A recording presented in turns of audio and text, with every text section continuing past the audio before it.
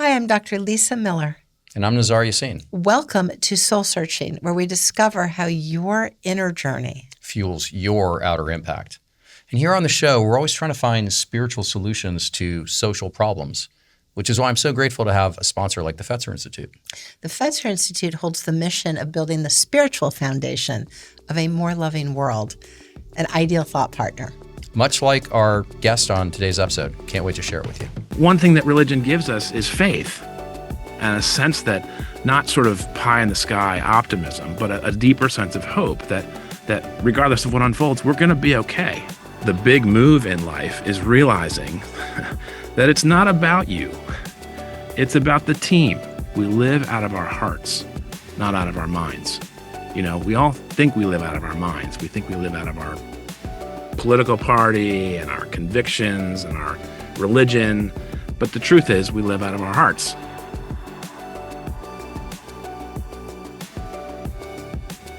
We're honored that Josh Good is joining us from the Aspen Institute. Josh Good is a fellow colleague connected with the Fetzer Institute, working to build the spiritual foundation for a more loving world.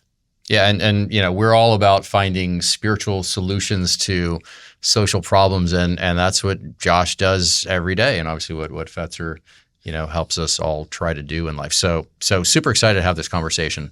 Thanks so much for joining us. Thank you so much for having me. Josh, can we start at the beginning?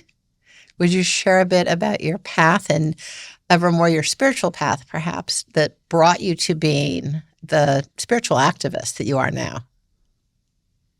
Sure. I grew up in Annapolis, Maryland, son of a Christian counselor with a private practice and a public school teacher who taught German and French, and had a relatively positive, relatively healthy childhood, I think, but a lot of learning to come, and oscillated back and forth between public and private religious schools, and attended a small liberal arts Christian college called Covenant, which is on top of a mountain in Lookout Mountain, Georgia, right next to Chattanooga, Tennessee, and studied history, and then had a first job that was a think tank job right out of college. And it was an interesting experience because I was outgunned and outmanned and all those kinds of things, all these smart people at this think tank. And I was a research assistant for the president, a guy called Elliot Abrams, who is a foreign policy voice and a really interesting thinker of Jewish faith. And we actually now have a son, our eldest son, and we called Elliot.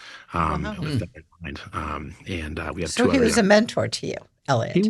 Yes. And, How did he inspire you, Elliot Abrams? I mean, partly that the world's a big place and that there's a lot going on beyond what you learn at a small school. Or a big one. That's right. Yeah, that's right. That's right. And, partly that ideas have consequences, and that, a lot of the things that we read in the paper at that point, it was Time Magazine and Newsweek, but, today it's splintered to a million different outlets, are also happening first behind the scenes in cabinet level offices, in business offices, first, and that ideas have consequences. And that's the famous book, right, from Richard Weaver. I also lived in a Christian community house on Capitol Hill with a bunch of people who worked on Capitol Hill or in the State Department or in think tanks or in advocacy organizations. 12 guys crammed into a 3-story townhouse about 2.5 blocks from the Capitol. And that was a great learning too, because it was a bunch of people trying to make life work under one canopy. And I think that kind of became the theme that I worked on, was like, how do we make sense of things and live together with diverse perspectives under one roof? Sometimes that's about dishwashing, right? Who's going to do it? Sometimes it's about bigger things. And I later went to grad school and studied religion and policymaking in that same direction. Then worked on a prisoner reentry project in Philadelphia, mostly with Black churches and businesses, helping guys coming out of prison to get a new start, fresh start, and some traction, some mentoring. And I have sort of paid attention to the question of what religion in the public square, what religion in society looks like. over the whole arc of my career, which meant doing so in philanthropy for several years at the Kern Foundation, doing so at another think tank called the American Enterprise Institute, and now doing so at Aspen, where we have this great project that helps mainstream journalists think about religion in the world and sort of see it under the surface in more of life than we might be inclined to think. We like to say that it's always in the room, and that's what I've been trying to pay attention to, hopefully as a listener. Religion is always in the room. Would you say that in Josh's journey to this point, there has been some propelling force, some deep spiritual purpose or guidance that you've been following? Yeah, sure. I mean, I think probably just the truth-seeking aspect. I've really enjoyed reading your book, Lisa, with the sort of idea of awakening and there being a part of your brain that isn't possible to see, or maybe you actually can see it and look at it. You do in your research, but there's people have a soul. It's not possible to measure what your soul is. It's invisible. It's not, doesn't have a weight, but yet it is. And so I think that idea of truth seeking is a big theme. My father became a Christian believer by going to this place called L'Abri in Switzerland, which was connected to this guy called Francis Schaeffer. And it was a place for sort of honest questions to be asked, honest answers for honest questions. But it was a place for asking questions. And it sort of presumed that people can and should and do and often are looking for the truth, even with lots of different sort of cacophonous voices in the world. And so that was kind of woven into our story. The laugh line in Washington, right, is that listening often gets defined as waiting your turn to speak. That's all we're doing. But listening can be more than that. That sounds like a Washington type of thing to say. Well, what about pursuing the truth? Yeah. That feels to me deeper than red, blue, or purple, deeper than could be owned exclusively by any people, creed, or sector. It is universal, the truth. And yet I think, Josh, you saying that you're finding a way to welcome us to assemble in great pluralism, religious pluralism, with a common eye towards the truth. Is that fair to say? Yeah, you bet. I mean, pluralism, right, is about difference, but it's also about sameness. And it's easy to say that the Baha'i is different than the Jew, is different than the Muslim, is different than the Catholic or Protestant or mainliner. But the beauty of pluralism, I think, isn't just sort of ethnic food and there being variety that we get to enjoy. The beauty of pluralism is realizing that across these lines, there's also sameness from person to person. And I really feel lucky to have experienced some of that because when you are with, and really like with for 2 or 3 days, people of different backgrounds, as we just were this week in Scottsdale, and you spend time at a meal with someone, there is a sameness. It's not an intellectual battle. It's a recognition that there's common ground, there's common humanity between us. And I think listening for that sameness is where, strangely enough, the sort of beauty of the things that we have learned may kind of come on like a light, but at the same time, bridging and identification with the other is also there. Will you bring us into the room, perhaps share a story of a highly pluralistic, diverse group who may at first have seen more difference than sameness, and what was actually discovered to be foundational and universal? Sure. Gosh, it's hard to pick one. I'm on the board of a group called Interfaith America that's led by Eboo Patel. I don't know if you've had him on this program yet. Maybe at some point. He's just a great guy and a smiley Muslim who was a Rhodes Scholar and studied over at Oxford and began an organization 25 years ago on a shoestring budget with some input from Jim Wallace and a few people willing to take a chance on him. And that organization now has a budget of $23 million and I think 81 employees. And there are people who just are insta friends, right? And Eboo's like that. He's just a magnanimous, wonderful person. And the board he has put together includes people of just a wide variety of walks. And it's great fun to be a part of something together with other, voices, LDS, Catholic, Jewish, Hindu, Muslim, sort of people rolling our sleeves up together to do a project and grow and build. And do you, it sounds like because I mean, a lot of people grow up in, let's say, Christian household and go to a Christian school, but they don't necessarily decide to focus their life on, being a spiritual activist, the way, if I may use that term, the way that you have. And so it sounds like a big motivator of that is, to hear you say it, is like kind of the search for truth, right?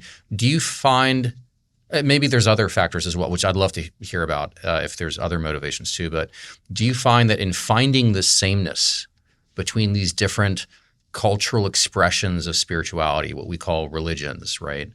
Do you find that in finding that sameness, it helps to bring out some of these truths in reality and in life? Mm. Yes. I mean, I think one facet is that we're all living through a great drama. And so when you find someone from a different tradition who has a sort of inner light that gets turned on to some of the same worries and opportunities and concerns to build and grow, then you have an opportunity to work together, across lines. And that's really fun. So I think that's one piece of it, right? It's just like, if we're facing the same wins, we got to work together. And I love that line that, like, pluralism, they say, tends to work best after a hurricane or after fire. It tends to work best after a disaster of some kind, because at that point, sort of the BS is moved away, and you just have to dig out together. And that's just sort of a fundamental humanity that kicks in. So I think there's that dynamic a little bit in our culture today. Not that we're in the middle of the Third World War, but we're in the middle of a thing. And so the opportunity to work together across lines, you sort of know. I think you have this, Lisa, in your book about your knower. You know in your knower who you can trust, and progress and relationships, they move at the speed of trust. I love that. Yeah, and I mean, to your point, like we're all currently living in a series of hurricanes, socioeconomic, technological, climate-oriented, whatever. And so you hear in the news that it just creates more division and we're more divided than ever. But it's so refreshing and so hopeful to hear that, it's actually creating more opportunities to draw closer together, to find more commonality, because there's no point arguing when a ship is sinking. It's kind of put your hands on the bucket and, let's all, scoop out the water together kind of thing. So that's a really refreshing take. I'm really encouraged to hear that. Yes. And I think with, like, some of the themes that are alive right now, conversations about AI, for example, it's easy to get despairing or concerned that our kids will never have jobs and we're all going to have to use universal basic income, or, everything's going to change. There's not going to be any healthcare workers. But I think one thing that religion gives us is faith, and a sense that, not sort of pie in the sky optimism, but a deeper sense of hope that regardless of what unfolds, we're going to be okay. Yeah, that kind of the universe will work things out in a way, right? We'll adapt as humans. Hopefully, we'll adapt to a stage of kind of almost like a yin-yang coexistence with AI, where it becomes just a great tool for us to be more human, right? Yeah. And to focus on the things that make us more human. So that's really encouraging. And do you find that how do you cut through the noise, right? Behind the scenes in these boardrooms, at these cabinet level discussions, you're finding this commonality with other hyper-intelligent, hyper-compassionate leaders to work together and to work on the commonality that we all have together. How do you cut through the noise that is the 1,000 different pieces of media, right? You can no longer just, hey, let's all get together and co-craft an article on time, and then everybody will read it, and okay, we'll sort of break through the noise that way because there's only a handful of, big mass media things. Now there's everything's splintered, and even if you get something going on one platform, like it's going to end up in some echo chamber of a particular type of users because the algorithm's directed it that way. So how do you think about getting that message out? Because it's such a powerful message for people to hear.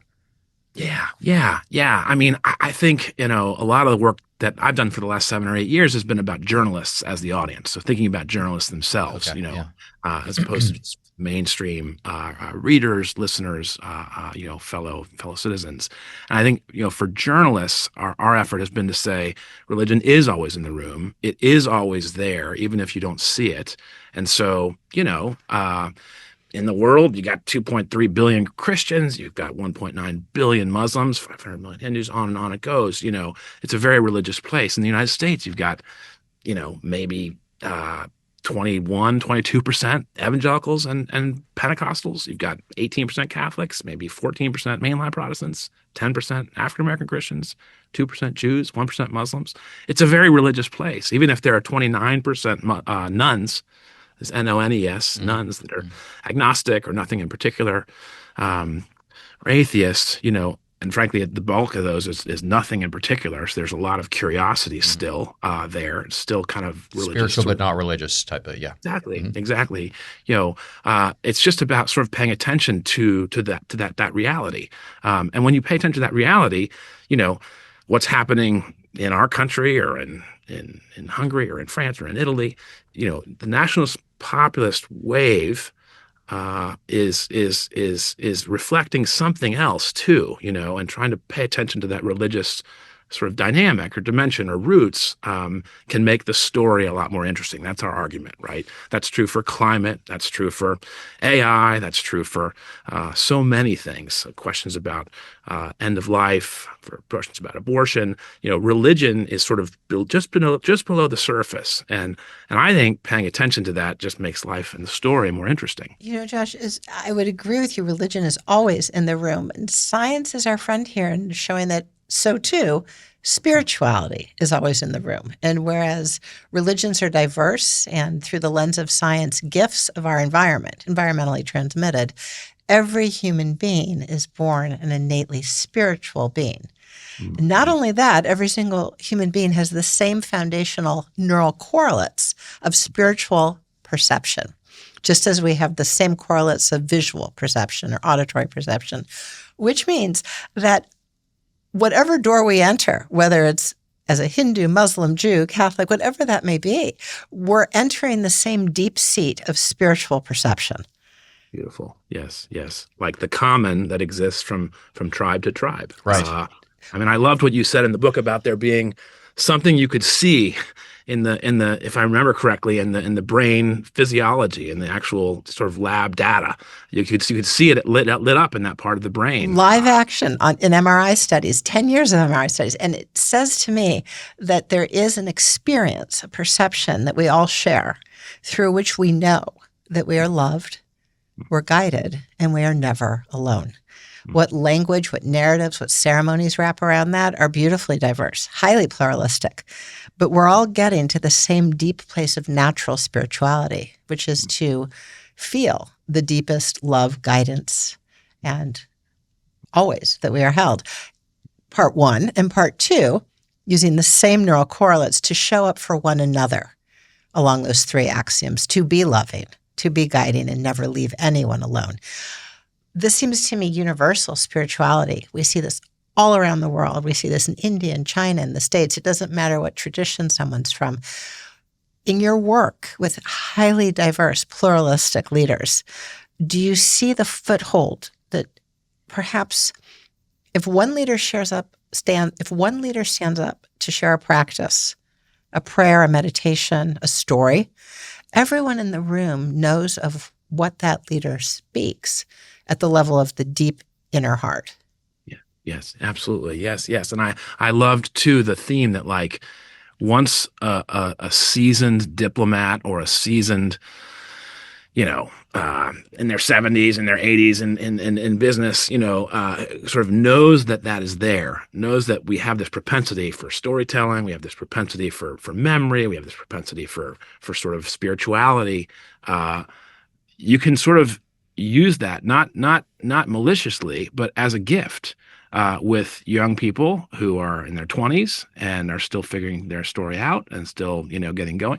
It's a gift to give the power of storytelling to that young person Oh, in yes. ways that are sort of like you talk about in the book with your son and the geese. It's a gift to sort of bring that sort of present-mindedness that is easy in our day and age to just flip back to your iPhone and type, to be with a person and to give that gift of presence with an awareness to spirituality is the deep magic. And I sense that you're basically saying that the convergence of science and religion, or the convergence of science and spirituality, is an unanticipated joy to have sort of uncovered. Yeah. And sorry, I was just going to add to that and say, because of the science, the way that I always explain or try to frame things for people who get confused about the terms spirituality and religion. So I'm like, look, okay, science shows us that doing these spiritual activities is really, really good for your brain and for your emotions and for your social well-being. And so it's kind of like the distinction between exercise and sport is for your physical well-being, you can exercise in many, many different ways, or you can choose to exercise in a very specific way with specific rules and specific people and specific cadences.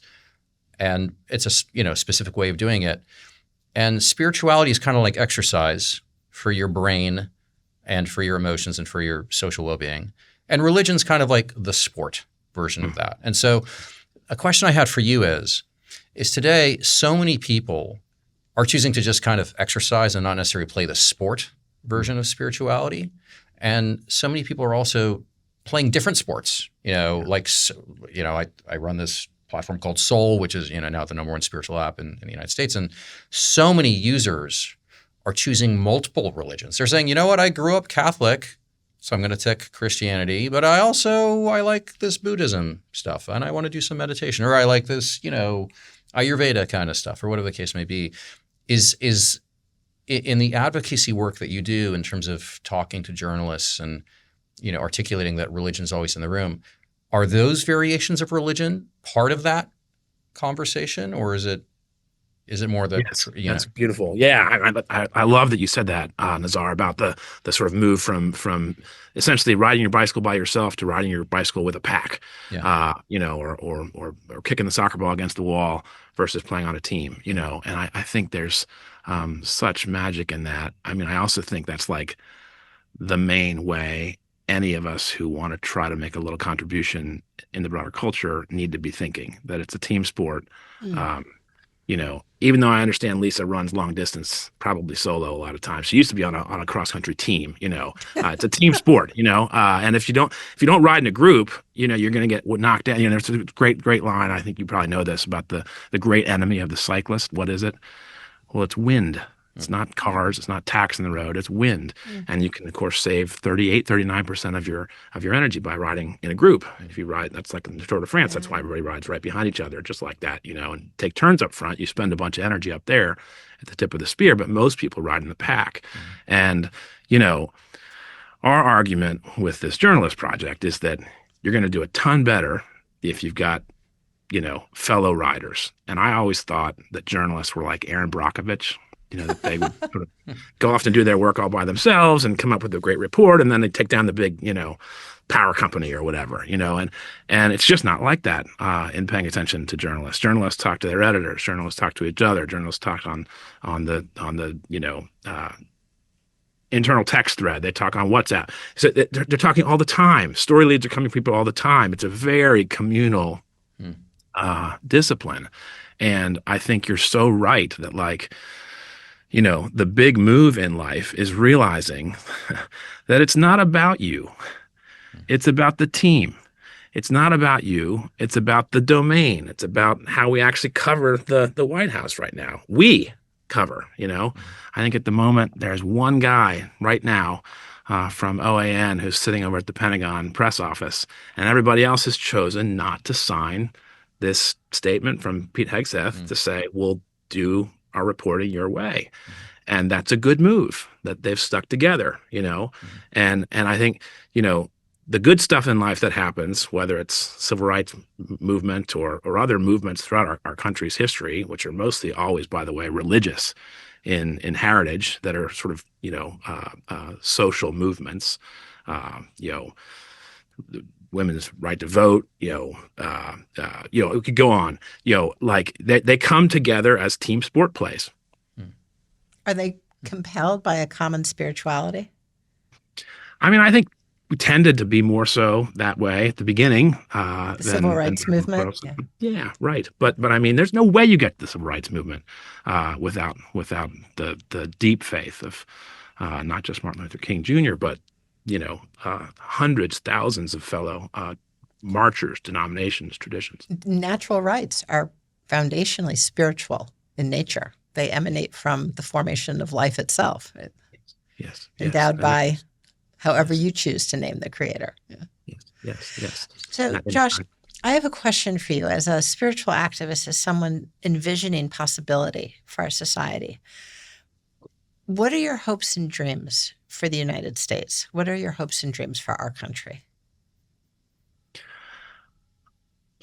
Well, I think modestly that the team sport impulse would come alive a little bit more like a light in our spirit, because we are so lucky to live in a country where we have as much as we do and as many great traditions and institutions as we have, from private property to globalization to the military structure that's as protective as it is, to divided power in Washington, to we could go on and on and on. The power of Silicon Valley, the power of Hollywood, the power of New York City, in terms of commerce, the power of Washington. When these things work together well, it's the best place in the universe to live, and we should be grateful, first of all, right, that as broken timber, as bent timber, as people who are not expecting that just with the right arrangement everything will work swimmingly,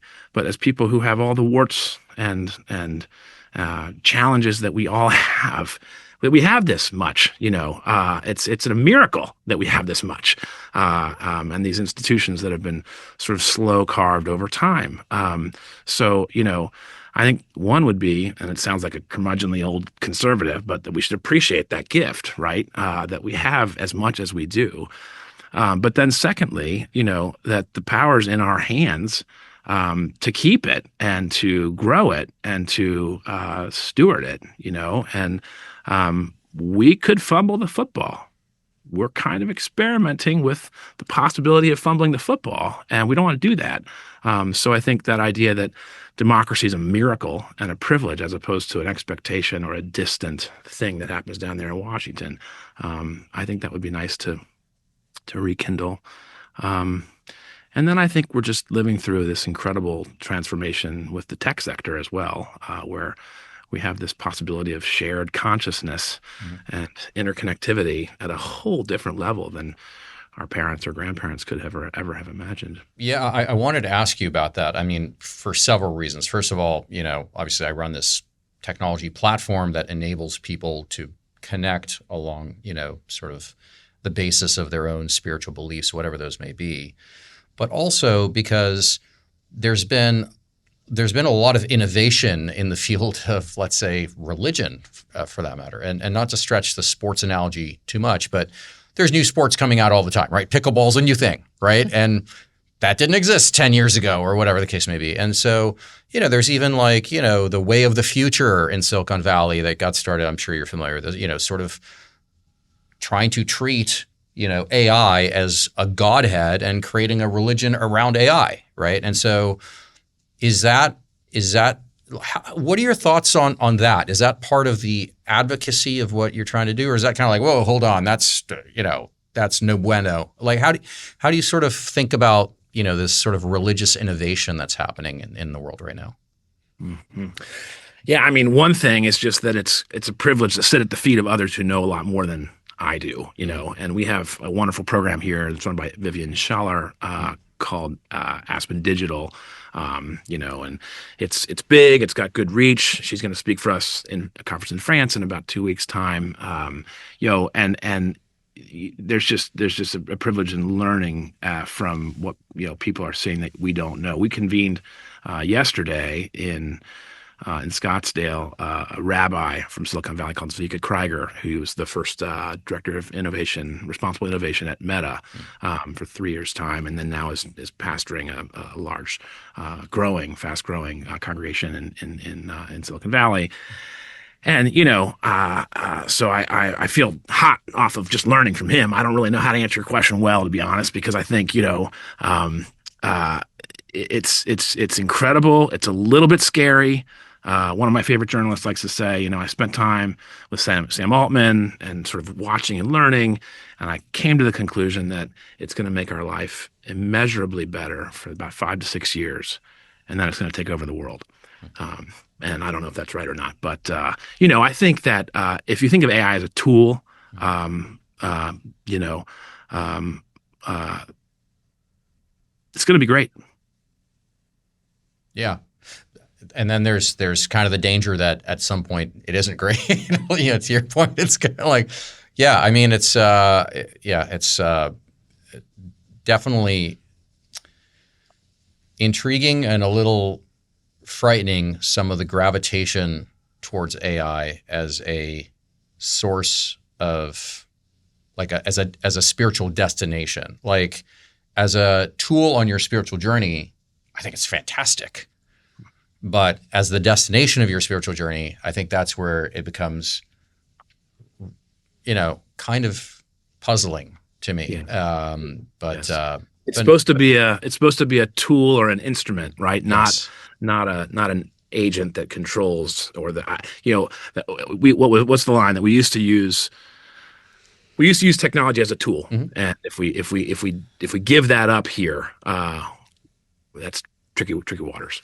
Absolutely. From the view of science, our natural spirituality is associated with circuits, live action, that let us see we are loved, the bonding network, guided, an attentional network, never alone, the parietal, which map onto a vision of reality in which there is an all-loving, all-knowing, all-present source of all life, who I call God. You may call the universe or Yes. Not any so-called religion that comes today or tomorrow or any day necessarily honors this deep seat of awareness, natural spirituality.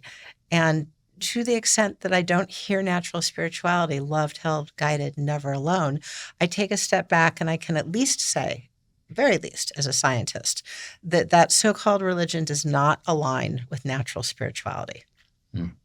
Beautiful. Yes. And then going to a congregation you might visit, whether Hindu, Muslim, Christian, Jewish, they've all aligned. Those have all aligned. I've never, Yes. I've probably been to 200 houses of worship in my work, and I have only seen alignment. But if you're talking about worshiping a computer, I don't see it. Yeah. From a scientific but perspective. the same From a level, scientific perspective. Yeah. And I'd love to maybe double click on that. I'm going to interview you now, Lisa. No, but I'd love to maybe double click on that because I wonder if this might be interesting from a policy perspective. Like, how do you even define a religion? Like, is there a scientific lens that you can use to say, this qualifies as a religion because it follows kind of the laws of natural spirituality. This is not a religion because it does not follow those laws. Would that be an interesting conversation to have with you, Josh? I don't know. I feel super excited to have two experts in two completely different but related domains, and we can actually create policy here. I mean, that excites me. I don't know. That's a good question. I'm not the IRS in terms of 501c3 status and how that works, but it seems like to me the main dynamics are theology and sociology. That you have, you can think of religions as being, what does Judaism believe or say? What's this famous? You've heard this, surely, Lisa, the story of a young family who was attending the Trinity School at the Upper East Side of New York. a Jewish family. You know this school, Trinity. Yeah, and the father one day is picking up the son after school, and says, "Hey, buddy, what'd you learn today at school?" And the son says to his dad, "Well, actually, Dad, we learned about the meaning of the school's name, Trinity. Turns out it means Father, Son, Holy Ghost." And the father pulls the car over to the side of the road and turns and faces his son, and he says, "Now you listen here, boy, and you listen good. We're Jewish. There's only one God, and we don't believe in him." That's all. You could think of, religions as the theology. I mean, so much of religions is actually the sociology of it, right? Like it's like the power. Lived religion in the Lived people. religion. Yes. And so, if you have somebody in Silicon Valley who says, "I have this idea about AI, I'm going to designate it as the name of church," as you just described. We'll get the nonprofit stuff. Technically, it's not, but it's not really a religion because there's no sociology yet. There's no followers. There's no regular liturgy. There's no regular coming together. So it's hard to me to say that really, that's a religion. On the other hand, Carolyn Chen likes to say that, people who go to work in Silicon Valley, for the most part, they do not go to religious services because they have yoga and they have a chef in the office and they work 80 hours a week and they're trying to change the world and make it better. And that is their religion. Their religion is work, so that you don't go to traditional expressions of worship in Silicon Valley. And she argues this in a book called Eat, Pray, Code. Eat, Pray, Code, I think the sociology part is much more important than we tend to think or describe, especially people who are in seminary. And is something like Scientology, is that a religion? For sure. Yeah. Okay. Yeah.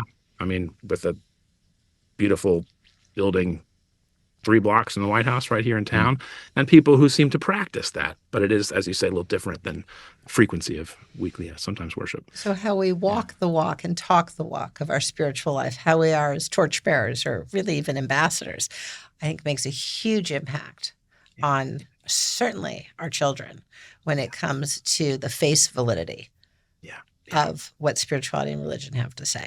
We really, with a heavy underscore on walk the walk. Don't you think? I mean, at the end of the day, people who are pastors and have kids that come up hating religion, something's going on there that, but people who are pastors, they're PKs, kids of pastors, and they have it at home. It's a totally different thing to love the faith tradition because you've practiced it, you've seen it at home. But for any parent, right, with kids, like it's the walk part. The science speaks quite clearly to that the transmission of spiritual life, religion, from one generation to the next carries an equal contribution of the parent or grandparents' deep unconditional love, relational spirituality, and equally our own transparency into our spiritual life. Can we tell the story, to get back to your point, Josh, of when we were 16 and struggling with ultimate purpose and meaning? Can we invite our kids to sit by our side as we pray or meditate or walk through nature? We are the ambassadors. It is really up to us, lived spirituality, to pass this forward to our kids. You're a parent, yeah? Yes. Well, tell us your spiritual parenting view. Oh, to be transparent about our mistakes. That's nice. Yes. No, but I mean, Yes. it's. Yeah. I'd love to hear your perspective because you strike me as quite a spiritual, religious person who's also exposed to so many religions. And like, how do you inform your kids about how to be spiritual? I'd love to hear that from you.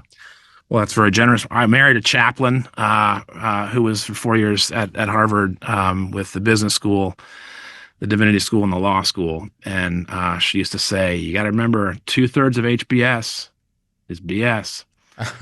So we navigated that a little bit, the show versus the substance. And because I married way up and I'm the vice president of our family, I'm learning all the time about, the importance of, authenticity, transparency, telling the truth. We try to do some things together as a family, like we go to church. We have certain liturgies at certain seasons of the year that are built in. Becca's really great at leading a lot of those usually, and we do it together. Um, but you know, I think anybody who's a parent might know that you may have the same genes for every kid, and sometimes maybe one's a little bit different than the others in some ways, and so there's a sort of shared effort to be helpful with that dynamic together as parents, which is humbling. Yeah, I don't know. I would just say um, we can't hide our brokenness in family life, and the um, the beauty of it is that um, we don't have to, and the uh, the I used to think when I got married that there were certain things that I had experienced in my life or known that involved pain that I just did not want to tell Becca because like it didn't seem like it was that helpful. But uh, bringing those things into the light, and really only bringing those things into the light, is a sort of a path to healing. And I just think that principle is always at work in closed container family life. Has your search for truth, for ultimate truth, been informed by that realization? You bet. Yeah, I mean the themes of penitence and repentance and becoming clean and healing and growth is kind of where it's at. And the platitudes of, I know the answer, let me show you the answer, is kind of where it's not. Beautiful. Yeah. Yeah. Beautiful. Josh, is there anything else you want to make sure that we get to share together today in our conversation? No, I'm happy as a clam. It's an honor to be pulled into the mix. I'm probably too short. I'm probably way too short with my answers. So you tell me, but no, it's great. I don't know how long we're supposed to go or what. We love your answers. We love Yeah, I your know. answers. It's been extremely enlightening. Yeah, I mean, I think it's finding spiritual solutions to our social problems and the advocacy work that you're doing, and helping people who play team sports, that we call religions in the spiritual context, find a voice and find some advocacy in a pretty confusing world. I think and find commonality and common ground more than anything is really important work. So yeah, one thing yeah. I think along the lines you're just describing, Zara, is just sort of like the power of community in that direction, Mm-hmm. and including community houses. We used to do that a lot more often, and I was lucky to live with some Quakers in Boston for 2 years, live with these guys on Capitol Hill for 2 years before that, before getting married.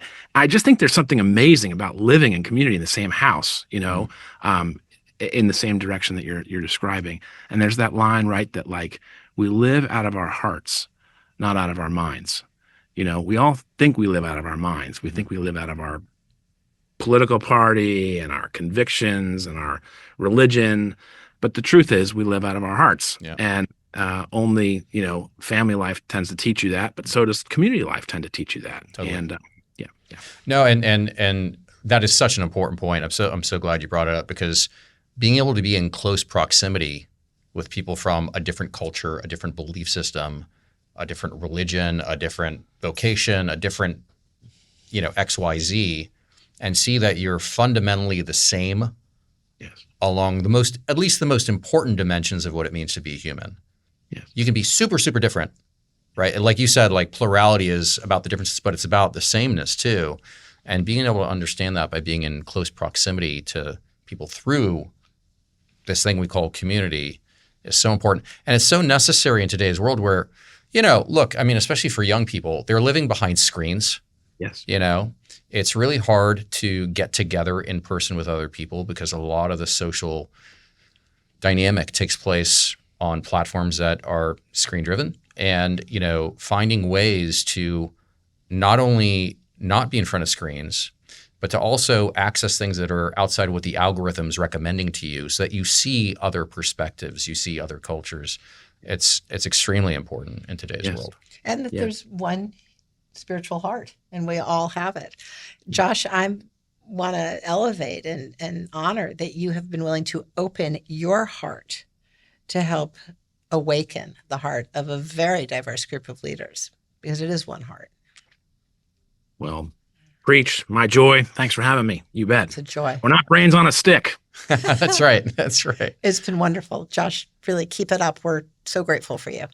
Thank you so much. Really appreciate it. Many thanks, Nazar. You too.